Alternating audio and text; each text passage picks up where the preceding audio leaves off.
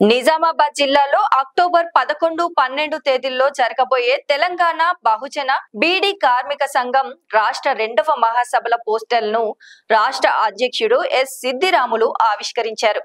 ఈ సందర్భంగా విలేకరుల సమావేశంలో మాట్లాడుతూ బీడీ కార్మికుల సమస్యలు పరిష్కరించడంలో కాంగ్రెస్ ప్రభుత్వం విఫలమైందని విమర్శించారు.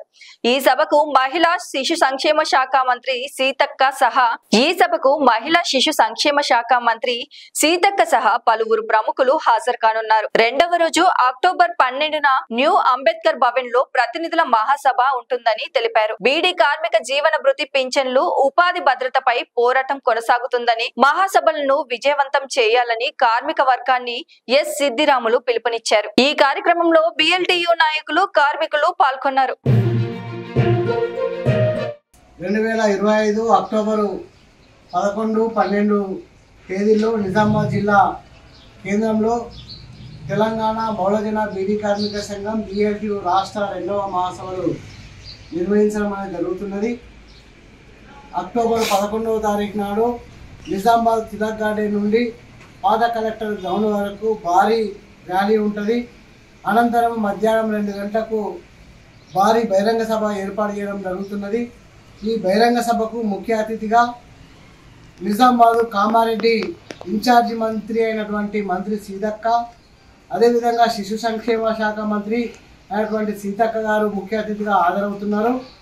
అదేవిధంగా బిఎల్ఎఫ్ రాష్ట్ర చైర్మన్ అయినటువంటి నల్లా సూర్యప్రకాష్ గారు, బిఎల్ఎఫ్ రాష్ట్ర కన్వీనర్ దండి వెంకటి గారు, అదేవిధంగా ప్రకృతి కవి రచయిత అయినటువంటి జయరాజు గారు, అదేవిధంగా బహుజన యుద్ధ నౌక అయినటువంటి ఏపూరు సోమన్న గారు, అదేవిధంగా ప్రకృతి కవి అయినటువంటి మరి సుభద్ర గారు, అదేవిధంగా వామపక్ష కార్మిక సంఘాల, బహుజన కార్మిక సంఘాల నాయకులు, మరి వేలాది మంది కార్మికులు పాల్గొంటున్నటువంటి బహిరంగ సభకు పెద్ద ఎత్తున హాజరయ్యి జయప్రదం చేయవలసిందిగా విజ్ఞప్తి చేస్తున్నాము.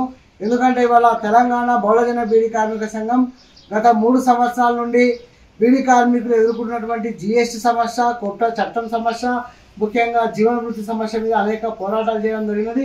ఇప్పటికీ తెలంగాణ రాష్ట్రంలో అధికారంలోకి వచ్చిన కాంగ్రెస్ ప్రభుత్వము గడిచిన ఎన్నికలలో 4016 రూపాయలు ఇస్తానని జీవన వృత్తి హామీ ఇచ్చింది. 2 ఏళ్ళు అవుతున్నది. ఈ రోజు వరకు కూడా హామీ అమలు చేయలేరు. కాబట్టి ఇప్పటికైనా 4016 రూపాయలు జీవన వృత్తి ఎలాంటి షరతులు లేకుండా ఇవ్వాలా. కేంద్ర ప్రభుత్వము బీడీ పరిశ్రమని జీఎస్టీని మినహాయింపు చేయాలా. ఈపీఎఫ్ పెన్షన్ 3000 రూపాయలు ఇస్తానని గజెట్ నోటిఫికేషన్ విడుదల చేయడం జరిగినది. మోడీ ప్రభుత్వం ఇప్పటికైనా 3000 రూపాయల ఈపీఎఫ్ పెన్షన్ అమలు చేయాలా. బీడీ కార్మికులకు 26 రోజుల పని కల్పించాలనే తదితర డిమాండ్ల సాధన విషయంలో అక్టోబర్ 11, 12 తేదీల్లో భవిష్యత్ ఉద్యమ కార్యాచరణ రూపొందించుకోవడం కోసము ఈ రాష్ట్ర మహాసభలను ఏర్పాటు చేస్తున్నాం. తెలంగాణ రాష్ట్ర వ్యాప్తంగా 14 జిల్లాల నుండి వేలాది మంది కార్మికులు హాజరవుతున్నారు. హాజరైనటువంటి కార్మికులని జయప్రదం చేయాలని ఇవాళ కామారెడ్డిలో బిఎల్టీయూ జిల్లా కార్యాలయంలో మరి మహాసభల గోడ పోస్టర్లని ఆవిష్కరణ చేస్తున్నాము. కాబట్టి కామారెడ్డి జిల్లా వ్యాప్తంగా ఉన్నటువంటి కార్మికులు పెద్ద సంఖ్యలో హాజరై జయప్రదం చేయాలని కార్మిక వర్గానికి పిలుపునిస్తూ జై భీమ్ లాల్ సలంతో ముగిస్తున్నాం.